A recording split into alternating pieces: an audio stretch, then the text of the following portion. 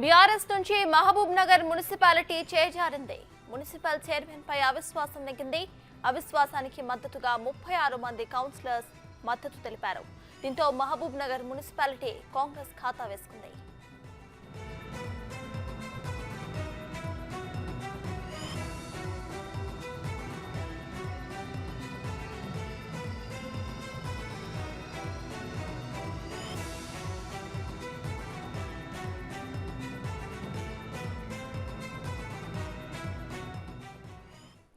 మహబూబ్ నగర్ మున్సిపాలిటీకి సంబంధించిన పూర్తి డీటెయిల్స్ ను మా ప్రతినిధి శంకర్ అందిస్తారు. శంకర్, చెప్పండి. అక్కడైతే కాంగ్రెస్ విజయం సాధించినట్టు తెలుస్తోంది. ఆ మున్సిపాలిటీని కాంగ్రెస్ తన ఖాతాలో వేసుకున్నట్టు తెలుస్తోంది. సో దీనిపై మీ దగ్గర అప్డేట్స్ ఏంటి?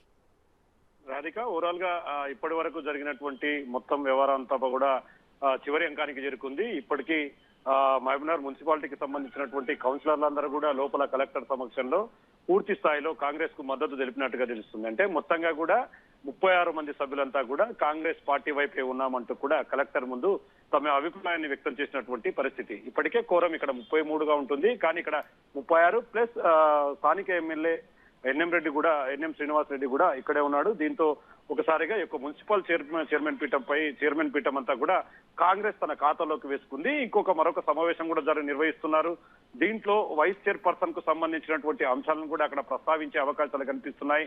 ఇప్పటికీ మున్సిపల్ చైర్పర్సన్ కు సంబంధించి నూతనంగా ఎన్నుకోబడే వారి విషయానికి వస్తే మాత్రం 21వ వార్డు కౌన్సిలర్ గా ఉన్నటువంటి ఆనంద్ గౌడ్ వైపు ఈ కౌన్సిలర్ అంతా కూడా మొగ్గు చూపుతున్నట్టుగా తెలుస్తుంది.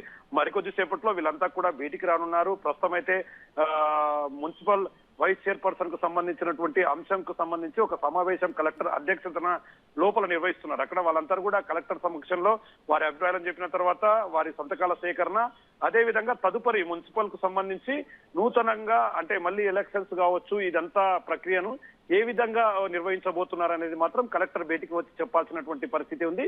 మొత్తంగా అయితే కాంగ్రెస్ శ్రేణుల్లో అయితే ఒక ఆనందం అయితే వెల్లివిరుస్తుంది. ఓవరాల్ గా కాంగ్రెస్ మున్సిపల్ చైర్మన్ పీఠాన్ని తన ఖాతాలో వేసుకోవడంతో పాటు జిల్లాలో తిరుగులేని శక్తిగా ఎదుగుతుండడంతో కాంగ్రెస్ క్షేత్రస్థాయి లీడర్లంతా కూడా హర్షం వ్యక్తం చేస్తున్నటువంటి పరిస్థితి అయితే ఇక్కడ కనిపిస్తుంది. రాధిక.